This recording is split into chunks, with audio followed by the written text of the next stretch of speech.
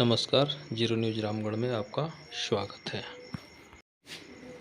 हमारा देश अभी भी अंग्रेज़ों के नक्शे कदम पर चल रहा है। आइए सुनते हैं उसी से संबंधित एक वीडियो।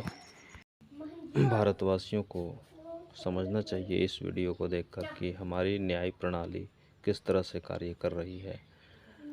हमारे देश को न्याय प्रतिभा की कितनी आवश्यकता है। हमारा देश आज़ाद ज़रूर हुआ है, लेकिन गुलामी की बेड़ियों से मुक्त नहीं हुए हैं।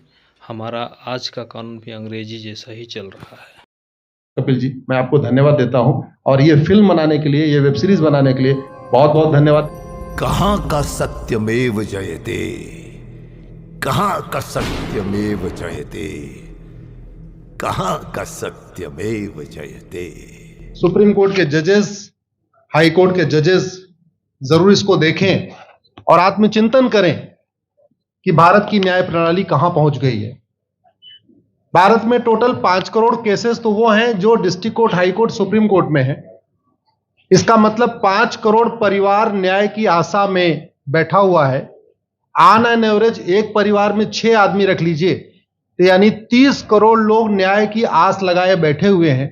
30 करोड़ का मतलब एक अमेरिका, 30 करोड़ का मतलब 15 ऑस्ट्रेलिया, 30 करोड़ का मतलब 7 कनाडा, 30 करोड़ का मतलब 1.5 ब्राजील। इतने लोग भारत में न्याय की आस में बैठे हुए हैं। और ये 5 करोड़ केस तो वो हैं जो district court, high court, supreme court में है। इसके पैरेलल हमारे देश में एक और जुडिशियल सिस्टम है, उसको कहते हैं तहसीलदार, एसडीएम, एडीएम, डीएम, कमिश्नर, जहां पे चकबंदी के मुकदमे चलते हैं। वो इस 5 करोड़ में काउंटेड नहीं है। जो तहसीलदार के यहां मुकदमा होता है, एसडीएम के यहां मुकदमा होता है, एडीएम के यहां होता है, डीएम के यहां होता है, चकबंदी अधिकारी जिसको सीओ कहते हैं, डीडीसी कहते हैं, एसओसी कहते हैं, वो इसके पैरेलल में है। और 5 करोड़ मुकदमे वहां पे भी चल रहे हैं। इसका मैं लाइव एग्जांपल देना चाहूंगा भारत की ब्लैक जस्टिस सिस्टम का।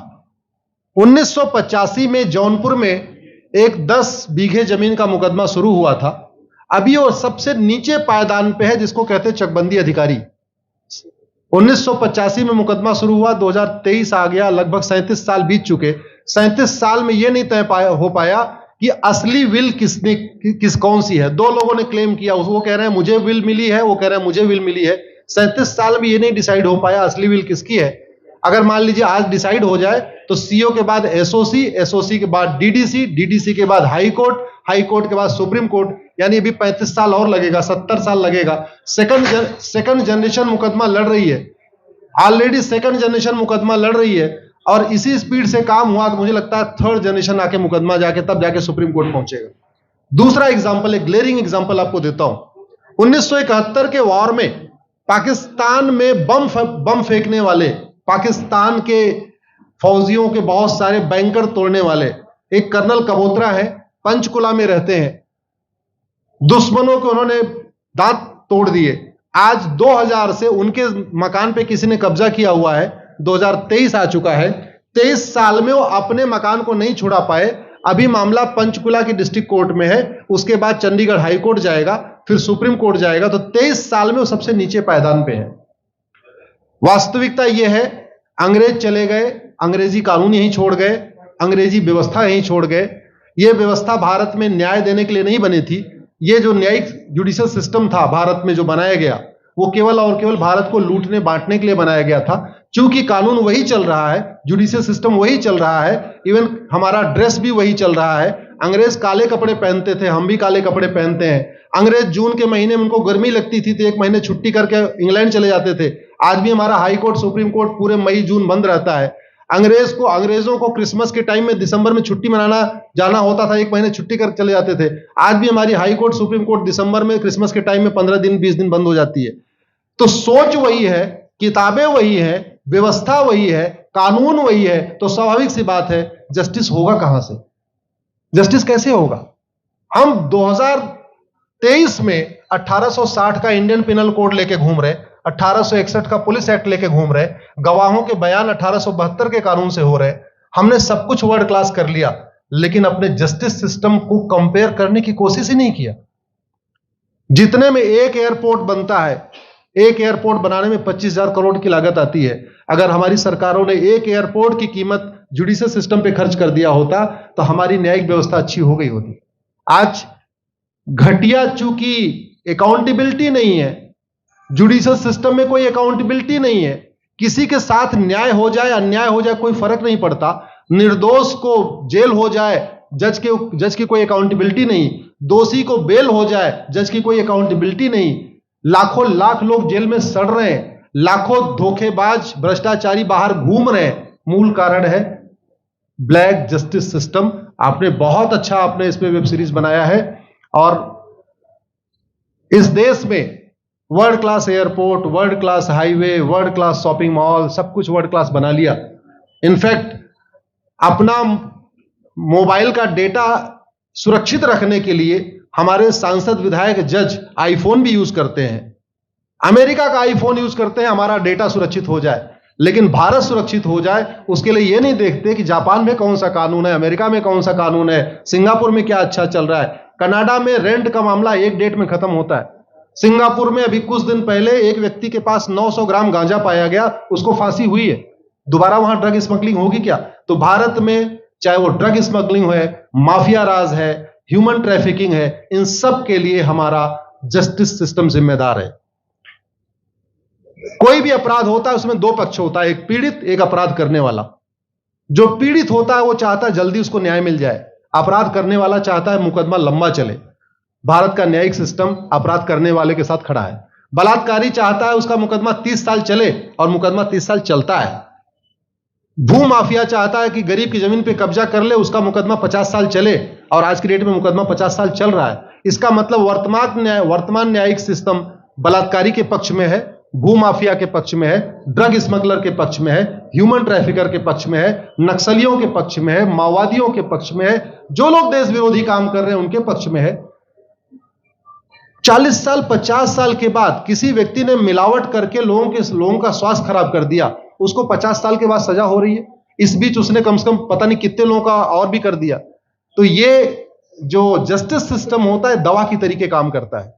जैसे दवा अच्छी होती है बीमारी तुरंत ठीक हो जाती है, अगर दवा घटिया होती है तो बीमारी बढ़ जाती है। दवा खाने के बाद शरीर एज इट इज नहीं रहता, या तो बीमारी ठीक होती है या तो बीमारी बढ़ती है। अगर कोई आदमी एक गांव में किसी के साथ कुछ गलत कर दे, उसको 6 महीने के अंदर सजा हो जाए, साल भर के अंदर हो जाए, दूसरा अपराध वहां नहीं होगा। लेकिन अगर उस व्यक्ति को पनिशमेंट नहीं मिला तो स्वाभाविक सी बात है उसने उसको और मोटिवेट कर दिया। कहते नहीं ऐसे बुखार है, तुरंत 2 गोली खाइए बुखार ठीक हो गया, लेकिन अगर आपने दवा नहीं खाई या गलत दवा खा लिया तो टाइफाइड होगा या निमोनिया होगा। दुर्भाग्यवश ये हमारा जस्टिस सिस्टम यही कर रहा है। आज की डेट में जितनी समस्याएं हैं, चाहे वो घूसखोरी है, जमाखोरी है, मिलावटखोरी है, कालाबाजारी है, नशा तस्करी है, मानव तस्करी है, सोना तस्करी है, ड्रग स्मगलिंग है, या नक्सलवाद है, या माओवाद है, या कट्टरवाद है, जो भी समस्याएं हैं, उसका एक बहुत बड़ा कारण यह है कि हमारा जस्टिस सिस्टम उसको टैकल नहीं कर पा रहा है, उसको पकड़ नहीं पा रहा है, और इसीलिए भारत में अराजकता है। मैं तो इतने जानता हूं, ऐसी कोई बीमारी नहीं जिसकी कोई दवाई नहीं, ऐसी कोई समस्या नहीं जिसका कोई समाधान नहीं। हम हर चीज के लिए बाहर से चीजें खरीदते हैं, तो हम ये क्यों नहीं देख रहे हैं कि आखिर चाइना का जस्टिस सिस्टम कैसा है, सिंगापुर का कैसा है, कनाडा का कैसा है, फ्रांस का कैसा है और अमेरिका का कैसा है। हम क्यों नहीं बेस्ट प्रैक्टिसेस उनकी अडॉप्ट कर लेते। दुनिया के कई देशों ने नार्को पॉलीग्राफ ब्रेन मैपिंग कानून बना दिया।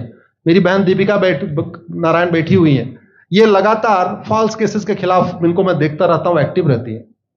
एक कानून बन जाए नार्को पॉलीग्राफ ब्रेन मैपिंग और कंप्लेन पे अंडरटेकिंग ले लिया जाए कि जो कुछ मैं शिकायत कर रहा हूं इसके लिए मैं अपना नार्को पॉलीग्राफ ब्रेन मैपिंग कराने के लिए तैयार हूं, हजारों की संख्या में फेक केसेस खुद ही खत्म हो जाएंगे।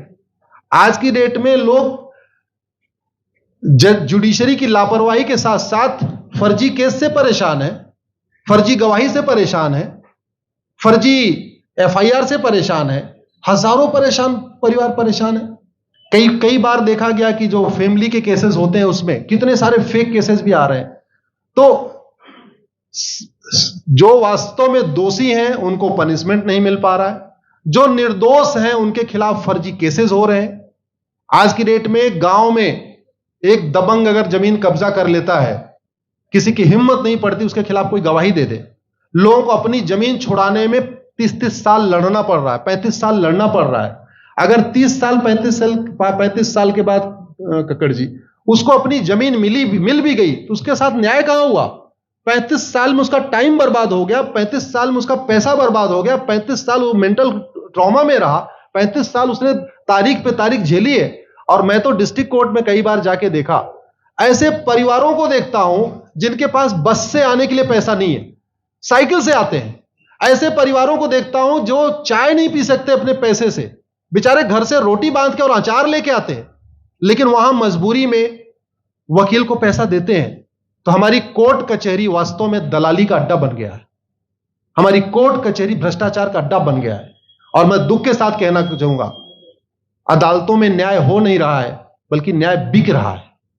जिनके पास पैसा है वो उन्होंने कितना बड़ा क्राइम किया हो, मर्डर किया हो, रेप किया हो, उनको जमानत हो रही है। और जिनके पास नहीं है वो बेचारे जेल में सड़ रहे हैं। कई बार तो देखा गया, मैंने मेरे मर्डर किया एक्स अनंत सिंह ने, लेकिन एक्स अनंत सिंह बाहुबली थे, उन्होंने थानेदार को 20 लाख रुपए दिया, वो वाई अनंत सिंह को लेकर जेल में डाल दिया, नाम वही है। अब उसके बाद क्या हुआ, 20 साल मुकदमा चला और फिर सबूत के अभाव में छूट गया। तो जिसने मर्डर किया वो तो कभी जेल गया ही नहीं, एक निर्दोष जेल गया, 10-20 साल के बाद उसने अपना जमीन बेचा, सब कुछ किया, माँ बाप सब कुछ तबाह हो गए, फिर वो सबूत के अभाव में छूट रहा है। तो सबूत के अभाव में अगर 20 साल के बाद छूट भी गया हो, उसका 20 साल कौन लौटाएगा? उसके 20 साल के लिए कौन जिम्मेदार है? उसके 20 साल जो बर्बाद हुआ उसके लिए संविधान की शपथ लेने वाले जिम्मेदार हैं। संविधान के प्रियम्बल में लिखा है, हम आपको जस्टिस देंगे, हम आपको न्याय देंगे। न्याय देने की जिम्मेदारी किसकी? जिन्होंने शपथ लिया। शपथ कौन लेते हैं? जजेस लेते हैं, सांसद विधायक मंत्री लेते हैं। तो आज की डेट में अगर लोगों को न्याय नहीं मिल रहा है तो इसके लिए वही जिम्मेदार हैं जो संविधान की शपथ लेते हैं। संविधान की शपथ लेने वालों को वेतन भत्ता गाड़ी बंगला इसीलिए मिलता है कि लोगों को न्याय मिल सके, फास्ट जस्टिस मिले, कंप्लीट जस्टिस मिले। अनफॉर्चुनेटली कंप्लीट जस्टिस मिलने में तो 50-60 साल लग जाता है, फास्ट जस्टिस तो सपना हो गया है। इसलिए आज आपने जो ये वेब सीरीज बनाई है, मैं आपको धन्यवाद देता हूं। एक ऐसे विषय पे जिसपे कोई टच नहीं करता, लेकिन जिससे करोड़ों लोग पीड़ित हैं। मैंने कहा ना, 5 करोड़ लोग सीधे district court, high court, supreme court के केसेस से पीड़ित हैं और 5 करोड़ मुकदमे एसओसी, डीडीसी, तहसीलदार के यहां चल रहा है। तो अगर 5 करोड़ से 30 करोड़ लोग इधर पीड़ित हैं तो उधर भी पीड़ित है। वास्तव में बहुत बड़ी संख्या भारत में इसी से पीड़ित है। और अपराध, भ्रष्टाचार और जितनी भी अराजकता चल रही है उसका मूल कारण भी यही है। जस्टिस सिस्टम अच्छा हो जाए, कानून सख्त हो जाए, कानून का खौफ पैदा हो जाए, न्यायपालिका का खौफ पैदा हो जाए, और ये थाने जो दलाली के अड्डे बन गए हैं, तहसील जो दलाली का अड्डा बन गया है, डिस्ट्रिक्ट कोर्ट जो कमीशन खोरी का अड्डा बन गया है, अगर इस पे कंट्रोल हो जाए तो वास्तव में भारत में फिर से राम राज्य आ सकता है। अगर जुडिशियल सिस्टम अच्छा हो जाए तो जो राम राज्य की कल्पना है, धर्म की जय हो, अधर्म का नाश हो, प्राणियों में सद्भावना हो, विश्व का कल्याण हो, मुझे लगता है उसको फिर से जीवित किया सकता है। आपने मुझे बुलाया कपिल जी, मैं आपको धन्यवाद देता हूं। और ये फिल्म बनाने के लिए, ये वेब सीरीज बनाने के लिए बहुत बहुत धन्यवाद देता रहता हूं। दीपिका जी लड़ती रहती हैं, इनको देखता रहता हूं। बहन नेहा जी आई हैं, ये अपने गानों से मुझे लगता है बहुत अच्छा आप लिखती हैं। और इसी तरीके से कड़वा सच आप लिखते रहिए, कड़वा सच गाते रहिए। लोग आज की डेट में, यंग जनरेशन कड़वा सच सुनना चाहती है। मीठे झूठ ने इस देश में शुगर, डायबिटीज पैदा कर दिया। भारत केवल लोग डायबिटीज से नहीं पीड़ित हैं, बल्कि हमारी व्यवस्था को डायबिटीज हो चुका है। और उस डायबिटीज को दूर करने के लिए नेहा राठौर जैसी बहनें जो सही बात कह रही हैं, दीपिका जी सही बात कह रही हैं। आप लोग जो है बहुत अच्छा काम कर रहे हैं। और आपने, कक्कड़ साहब, आपने बनाया वेब सीरीज, आपको विशेष आभार, धन्यवाद देता हूं। यही निवेदन करता हूं, इस वेब सीरीज को ज्यादा से ज्यादा देखें। और खास तौर पे अगर आपके जानने वाले कोई जज हैं, कोई आईएएस हैं, कोई आईपीएस हैं, मंत्री, सांसद, विधायक हैं, उनको भी एक बार फोन करके, व्हाट्सएप करके एक बार कहिए कि वो भी इसको जरूर देखें। क्योंकि अल्टीमेटली न्यायिक व्यवस्था बदलने की जिम्मेदारी उन्हीं की है जिनको वेतन भत्ता, गाड़ी बंगला, free air ticket, free rail ticket और वीआईपी व्यवस्था मिलती है। ये व्यवस्था उन्हीं को बदलनी है। जय हिंद, धन्यवाद।